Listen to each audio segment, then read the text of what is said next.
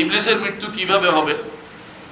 প্রচলিত আছে মালাকুল মউত ফেরেশতাকে তার স্বাভাবিক ক্ষমতার চেয়ে আরো বেশি শক্তি দেওয়া হবে। সঠিকটি জানেন ইনশাআল্লাহ। ইবলিসের মৃত্যু কিভাবে হবে এটা গায়েবী বিষয়। আল্লাহ আমাকে জানান নাই, রাসূলকেও জানান নাই। যে ব্যক্তি এই কথা বানাচ্ছে এই জিনিস টেন্ডেন্সি ত্যাগ করতে হবে। হ্যাঁ, বুঝছেন? অগ্রিম কথা বলা, বানিয়ে কথা বলা, এটা ত্যাগ না করতে পারলে আপনি সালাফি হইতে পারবেন না। সালাফি কোনো তাক লাগানো জিনিস না। সালাফি হচ্ছে কোরআন সুন্নাহ থাকা জিনিস বলা, বুঝলেন কিনা? আমাদের সমাজে একটা প্রশ্ন বলতে অমুকেরটা তো মিলে গেছে, উনি বলছিলেন যে 25 সালে যুদ্ধ হবে, যুদ্ধ হয়েছে, এই জাতীয় কথা দিয়ে দুনিয়া চলে না, এটা ফালতু জিনিস। ভবিষ্যৎবাণী করে হারাম। এই জাতীয় ভবিষ্যৎবাণী করে জায়েজ আছে? জায়েজ নাই। আপনি কি জন্য আপনি গায়েব জানেন নাকি? কেন বলবেন? এটা বলতে পারেন না। এই জাতীয় ভবিষ্যৎবাণী করতে আপনি গায়েব জানেন নাকি? এটা এক ধরনের গণকবাজি করা। ইসলাম এটা জায়েজ নাই। সুতরাং আপনি সাবধান। ইবলিসের মৃত্যু কিভাবে এটা জানার দরকার নেই। ইবলিস মারা যাবে, কোনো সন্দেহ নেই।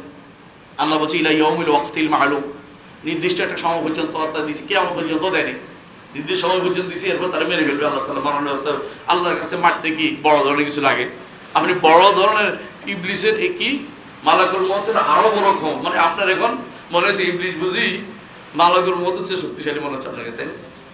মানে আপনি এই দলিল কোথায় পাইছেন? এটা পাইছেন বা ওইটা পাইছেন কোথায়? কোথাও তো আপনি পান। এগুলো হচ্ছে বানোয়ার জিনিস। এগুলো যদি দূর না থাকলে আপনি সালাফি মানাজ পাবেন না। সালাফি মানাজের কথাই হচ্ছে এটা। এটা আসছে বলছি, এটা আসে নাই বলি নেই। আমরা যখন বলি আল্লাহ আরশের উপর উঠছেন, এরাই কোথায় ছিলেন? এরা কোথায় আল্লাহ বলেনি, শেষ।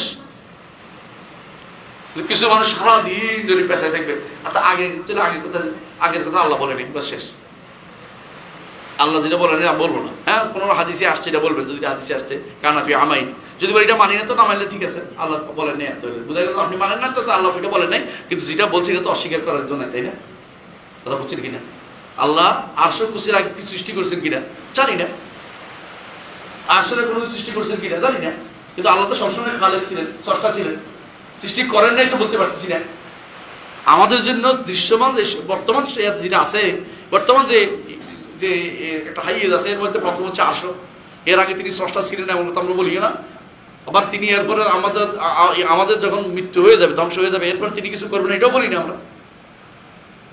তো আপনি বাড়াবাড়ি অগ্রিম কথা বলছি, এটা আসছে এটাই বলেন, এটা আলোচনা করেন বেশি বেশি করে। যেগুলি অগ্রিম পিছনের ওখানকার নিয়ে আলোচনা করা, এটা হচ্ছে মানুষের কিসের মানুষের মধ্যে শয়তান দৃষ্টি বোঝা গেল, তার সমস্ত মধ্যে এগুলো আলোচনা করা নিষেধ।